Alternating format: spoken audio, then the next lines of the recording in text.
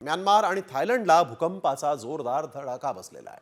आतापर्यंत 1000 जणांचा मृत्यू झालेला आहे तर 732 जण जखमी झाले आहेत। भूकंपाच्या धक्क्याने बँकॉकमध्ये बांधकाम सुरू असलेली एक इमारत कोसळली आहे। या इमारतीच्या ढिगाऱ्याखाली अनेक लोक अडकल्याची या भूकंपाचा 5 देशांमध्ये प्रभाव जाणवला आहे। अनेक भागात लोक घर आणि ऑफिस सोडून पळून गेले। समोर आलेली आहे।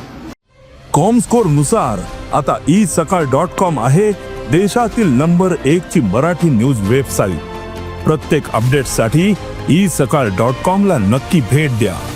भूकंपाचा हा तडाखा आपण बघतोय। अबडवणारी अशी ही सगळी दृश्य म्यानमार आणि थायलंड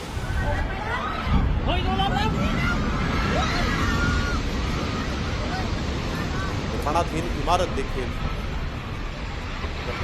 कोसळली। हजारो लोकांचा या भूकंपाच्या तडाख्यात मृत्यू झाला।